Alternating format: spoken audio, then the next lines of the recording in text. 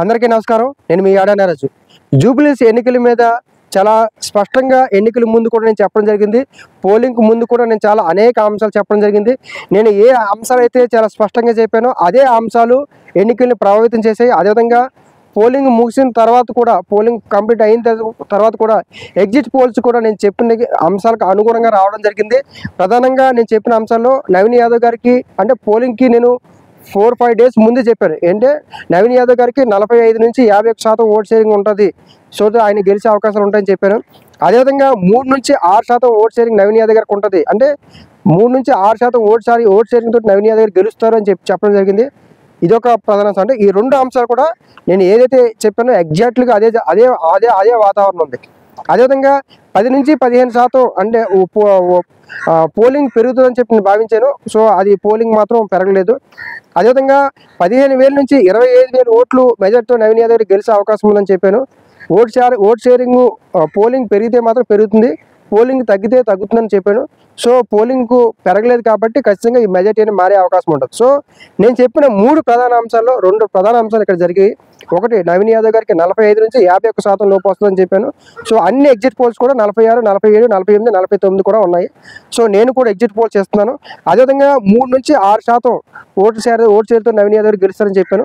ఇప్పుడు నేను ఇచ్చే ఎగ్జిట్ పోల్స్లో కూడా ఆ అంశం ఉంది. ఇప్పుడు నవీన్ యాదవ్ గారు కూడా అంటే నేను ఇచ్చిన ఎగ్జిట్ పోల్స్లో కూడా 5% లీడింగ్ తోటి నవీన్ యాదవ్ గారు ఎగ్జిట్ పోల్స్లో ఉన్నారని కూడా మనం చెప్పుకోవచ్చు.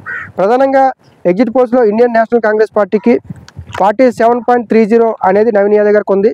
అదేవిధంగా బీఆర్ఎస్ పార్టీకి 42.30 అనేది మన ఎగ్జిట్ పోల్స్లో తేలింది. అదేవిధంగా బీజేపీ పార్టీకి 6.25% ఉందని చెప్పి మన ఎగ్జిట్ పోల్స్ తేలడం జరిగింది.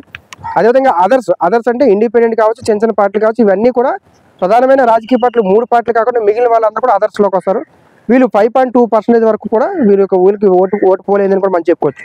అదేవిధంగా ఎగ్జిట్ పోల్స్లో ఇప్పటి వరకు ఎవరు కూడా ఎన్ని ఓట్లు అనేది ఎవరు చెప్పలేదు. అంటే నవీన్ యాదవ్ గారికి ఎన్ని ఓట్లు పడతాయి, లేకపోతే మాగంటి సునీత గారికి ఎన్ని ఓట్లు పడతాయి అనేది ఎవరు చెప్పలేదు. ఫస్ట్ టైం నేను ఎగ్జిట్ పోస్టులు చెప్తున్నాను. నవీన్ యాదవ్ గారికి 89,400 ఓట్లు చిల్లరగా నవీన్ యాదవ్ గారికి వచ్చే అవకాశం ఉంది. మాగంటి సునీత గారికి 79,951 ఓట్లు వచ్చే అవకాశం ఉంది. అదేవిధంగా బీజేపీ పార్టీకి 11,800 ఓట్లు వచ్చే అవకాశం ఉంది. అదేవిధంగా అదర్స్కి సుమారుగా 9,828 ఓట్లు వచ్చే అవకాశం ఉంది.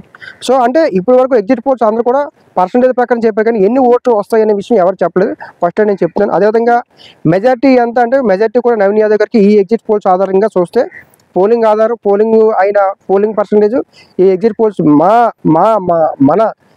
మా ఎగ్జిట్ పోల్స్ ఆధారంగా 9,450 ఓట్లు మెజార్టీతో నవీన్ యాదవ్ గారు విజయం సాధించే అవకాశం ఉంది. అదేవిధంగా ఏదైతే నేను పర్సంటేజ్ చెప్పానో మొదటి నుంచి కూడా 3 నుంచి 6% లోపు నవీన్ యాదవ్ గారు విజయం సాధించే అవకాశం ఉందని చెప్పాను. అదే ఓట్ షేరింగ్ 5% ఓట్ షేరింగ్ తోటి నవీన్ యాదవ్ గారు లీడింగ్ ఉండే అవకాశం ఉంటుంది.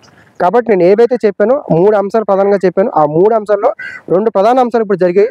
సో మిగిలిన ఏవైతే పర్సంటేజ్ తగ్గే అవకాశం ఉంది, మేము చెప్పినట్టు ఎగ్జాక్ట్ అన్ని అంశాలు జరిగాయి, కొంచెం పర్సంటేజ్ తగ్గింది.